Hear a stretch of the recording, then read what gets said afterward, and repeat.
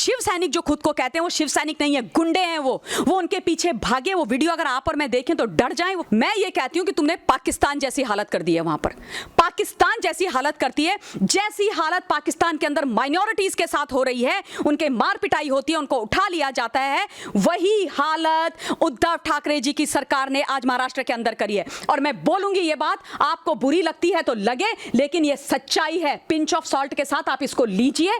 आप इस तरीके से नेवल वेटरन को मार नहीं सकते हैं। ये महाराष्ट्र आपकी बपौती नहीं है साहब। आप राजनीति में अंधे हो गए हो। आप राजनीति और पुत्र मोह दोनों में अंधे हो गए हो। एक तरफ सोनिया गांधी पुत्र मोह में अंधी, एक तरफ उद्धव ठाकरे जी आप पुत्र मोह में अंधे। नमस्कार, मैं हूं आपके साथ खुशबू सिंह। स्वागत है आप सभी का द पब्लिक व्यूज इंडिया में। आज हमारे साथ ममता काले मैम मौजूद हैं, तो मैं इनसे ये पूछना चाहूंगी, मैं महाराष्ट्र में जो महाराष्ट्र की सरकार है उसका आलम कुछ इस प्रकार हो गया है कि अब वो नेवी ऑफिसर की भी उन्होंने कल उनके जो शिव सैनिक के नेता थे उन्होंने पिटाई कर दी है, सिर्फ इसलिए क्योंकि उन्होंने एक कार्टून कैरेक्टर फॉरवर्ड कर दिया था, उन्होंने बनाया भी नहीं था। इस पर क्या कहेंगी आप? देखिए, जहां तक महाराष्ट्र की सरकार का सवाल है और खास तौर पर शिव सैनिकों का सवाल है, वो शिव सैनिक जो खुद को छत्रपति शिवाजी महाराज के वंशज बोलते हैं, वो शिव सैनिक जो बाला साहब ठाकरे जी के सम्मान को आज ढेर कर रख चुके हैं, उन्होंने अंधेर नगरी चौपट राजा वहां पर मचा के रखा हुआ है, कानून को अपने हाथ में लिया हुआ है। कोई भी ऐसा काम जो कानून के तहत होता है, संविधान के तहत होता है, कोर्ट उनको करने को बोलती है, वो किसी की बात नहीं सुनते हैं। इन चीजों के बारे में बोल रहे थे लेकिन झेल रहे थे। पर कल जो हुआ है उसे कहते हैं पानी सर के ऊपर से निकल जाना। कल जो कृत्य इन्होंने किया है ये शर्मसार करने वाला है हिंदुस्तान की लोकतांत्रिक प्रक्रिया को, हिंदुस्तान के लोकतंत्र को।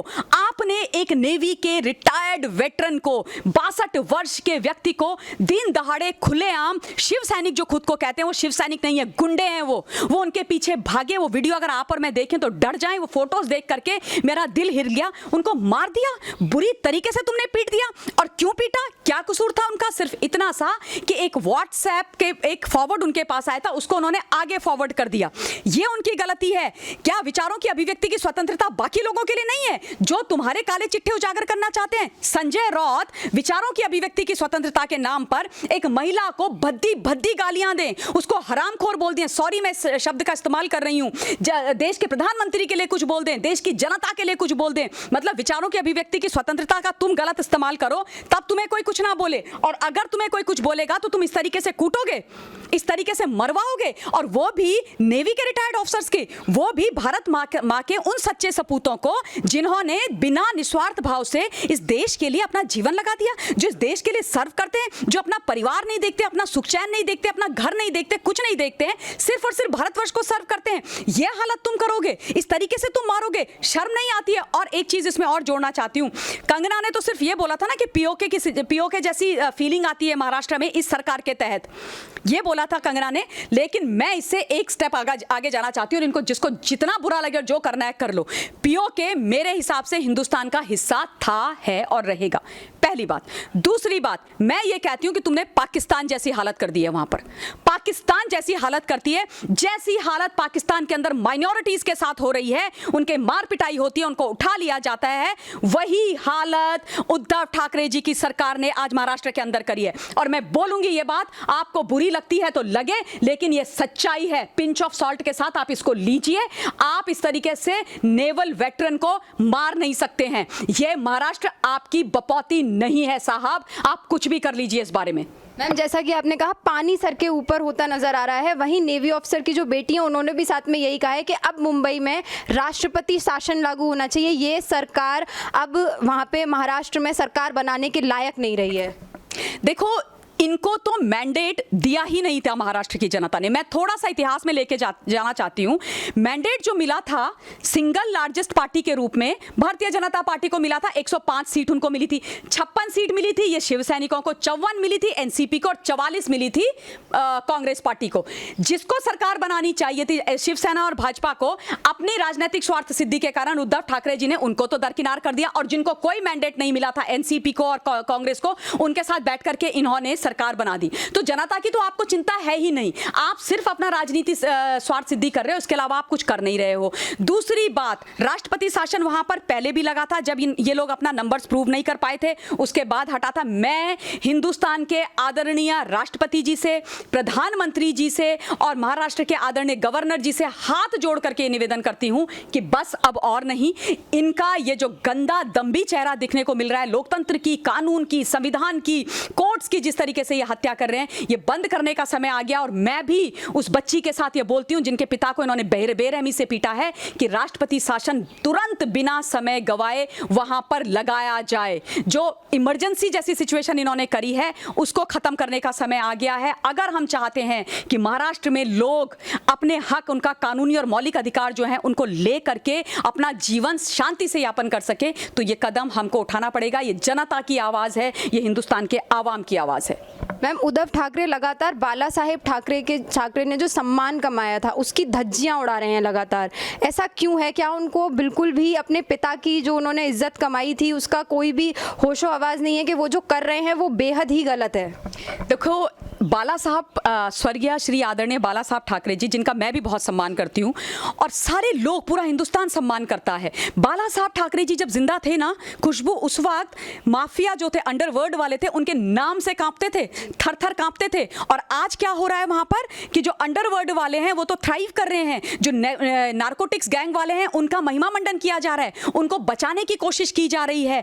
भिड़ी बाजार में जाकर के दाऊद का घर नहीं गिराया जाता है, कंगना का गिराया जाता है। माफियाओं के साथ आप खड़े हो, उन माफियाओं के जिनके खिलाफ बाला साहब ठाकरे थे। और सरकार किसके साथ बनाते हो? जिनके खिलाफ बाला साहब ठाकरे थे। कांग्रेस कि हमेशा बाला साहब ठाकरे ने हमेशा ये बोला कि मैं कभी भी कांग्रेस के साथ गठबंधन नहीं कर सकता, हाथ नहीं मिला सकता। और उनके मन में ये डर था कि जिस दिन मैं नहीं रहूंगा शिवसेना भी कांग्रेस जैसी हो जाएगी। और आपने उनका जो डर था वो यकीन हकीकत में बदल दिया है। आप स्वर्गीय श्री बाला साहब ठाकरे जी की जो इतनी इज्जत है, उनकी इतनी गरिमा है, उसको कम कर रहे हो। उनके परिवार के, उनके खून होकर के शिव सैनिक खुद को कहलाते हो। लेकिन आप चिंता मत करिए, हम आदरणीय स्वर्गीय बाला साहब ठाकरे जी के साथ खड़े हैं।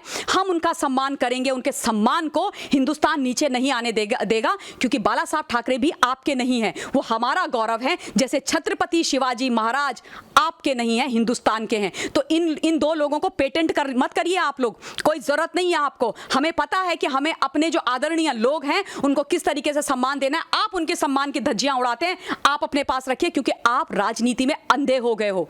आप राजनीति और पुत्र मोह दोनों में अंधे हो गए हो। एक तरफ सोनिया गांधी पुत्र मोह में अंधी, एक तरफ उद्धव ठाकरे जी आप पुत्र मोह में अंधे। और इसलिए आप जनता के साथ बुरा कर रहे हो, वही जनता जिसने आज आपको सिंहासन दिया है। मैम, जब से सुशांत सिंह राजपूत का केस आया है तभी से उद्धव सरकार कभी पुलिस की मदद ले रही है उस केस को दबाने के लिए, फिर मीडिया के 2 कर्मियों को पुलिस अरेस्ट कर लेती है, वहाँ की ए लिस्टर बॉलीवुड एक्ट्रेस कंगना रनौत जैसी एक्ट्रेस का घर तोड़ दिया जाता है। आखिर क्यों इतनी बौखलाहट है शिवसेना के अंदर? ऐसा क्या छुपा रहे हैं वो लोग? या तो आदित्य ठाकरे इन्वॉल्व हैं इसमें, या कुछ तो बहुत बड़ा रहस्य है कि जब से सुशांत सिंह राजपूत का केस आया तभी से ये बौखलाहट क्यों?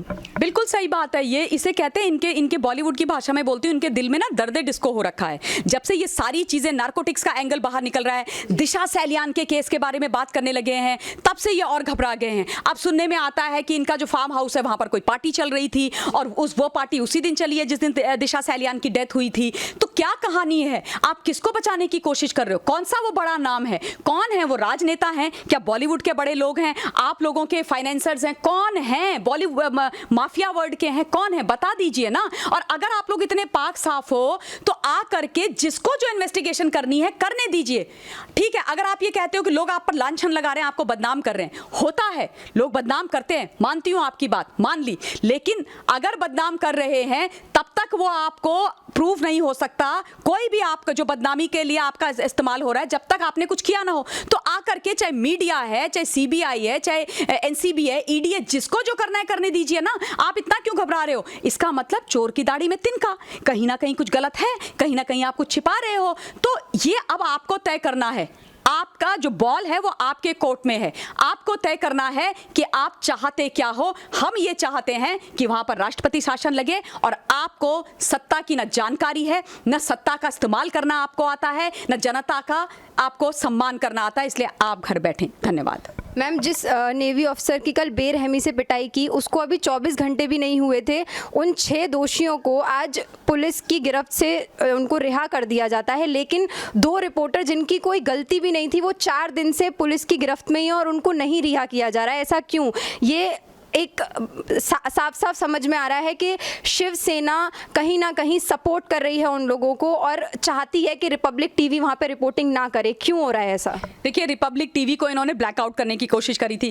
कल इनको फिर से मुंह की खानी पड़ी आदरणीय हाई कोर्ट से, वहां की किरकिरी हो गई इनकी, क्योंकि उन्होंने हाई कोर्ट ने वर्डिक्ट उनके फेवर में दे दिया फिर से और बोला है कि तुम इनको ब्लैकआउट नहीं कर सकते। सच की आवाज दबाने वाले ये नहीं समझते हैं कि सच को तुम कितना दबा सकते हो। सत्य परेशान हो सकता है पर पराजित कभी नहीं हो सकता, तो करो जितना परेशान करना है। जहां तक अब ये है कि ये जो जिन लोगों ने इतनी बेरहमी से एक 62 वर्ष के नेवी के रिटायर्ड ऑफिसर को पीटा, उनको लेस देन 24 आवर्स में बेल मिल जाती है। अब अगर मैं बोलूंगी कि वहां पर खाकी और खादी का खेल चल रहा है तो इन लोगों को फिर से बहुत बुरा लगेगा। क्या अब आप बताइए ना, क्या वहां पर जो खाकी है उसका इस्तेमाल खादी नहीं कर रही है अपने अपने अपने राजनीतिक सिद्धियों, स्वार्थ सिद्धियों के लिए? कर रही है ना। जो अगर आप इतने सच्चे हो तो क्यों आप उनको फ्री नहीं करते हो? यशपाल को बाहर निकालो, अनुज को बाहर निकालो, और जो कैब के जो ड्राइवर हैं उनका नाम मुझे नहीं मालूम, उनको भी आप बाहर निकालो। क्या उनका हक नहीं है कानूनी? क्या उनको अपना लॉयर नहीं चाहिए? क्या उनको बेल नहीं मिलनी चाहिए? ऐसा कौन सा उन्होंने गुनाह कर दिया कि उनको आपने बिहाइंड बार डाल दिया? लेकिन इस तरीके से अगर आप लोग ये लोग गलत इस्तेमाल करेंगे कानून का तो ज़्यादा लंबा ये चल नहीं पाएंगे। इनका भविष्य अंधकार में है। मैम, क्या लगता है आपको कि महाराष्ट्र के लोगों को ये जो शिवसेना की गुंडागर्दी है, इससे कोई आपत्ति नहीं है, या फिर वो लोग सिर्फ इसलिए कुछ नहीं बोल पा रहे हैं क्योंकि उन्हें डर है कि कहीं उनका हाल भी कंगना रनौत या जो रिपब्लिक के रिपोर्टर्स हैं या कल जिस नेवी ऑफिसर की पिटाई हुई उनकी तरह होगा, या फिर ये डर सता रहा है बस महाराष्ट्र के लोगों को? नहीं, महाराष्ट्र के लोग बहुत अच्छे हैं। महाराष्ट्र की जनता, हिंदुस्तान की जनता बहुत सच्ची, बहुत भली, बहुत ईमानदार है। सरकार पर विश्वास कर जाती है, लोगों पर विश्वास कर जाती है। सच्चे लोगों का इस्तेमाल फिर ये जो राजनीतिक चालू लोग होते हैं ना, वो उठाते हैं। तो जनता के मन में रोष है और वहां की जनता भी इस मुहिम में है और एक मौका उनको मिलना चाहिए। आप देखिएगा दोबारा जब चुनाव आएंगे तो ये कहीं आने वाले नहीं है। ये मैं आपको दावे के साथ बोल रही हूँ, क्योंकि वहां का जो मराठी मानुष है ना, वो भूलेगा नहीं। ये जो अत्याचार वहां पर हो रहे हैं इनको वो भूलेगा नहीं, और भूलना भी आप लोगों को नहीं चाहिए। मैम, बहुत बहुत शुक्रिया हमारे साथ जुड़ने के लिए। ये थी हमारे साथ ममता काले मैम, जिनका सीधे सीधे ये कहना है कि राष्ट्रपति शासन आना चाहिए महाराष्ट्र में। ये जो इमरजेंसी जैसी स्थिति क्रिएट कर दी है शिवसेना ने वहाँ पे, ये कहीं से कहीं तक सही नहीं है। बाकी की सारी अपडेट्स के लिए बने रहिए पब्लिक व्यूज़ इंडिया के साथ।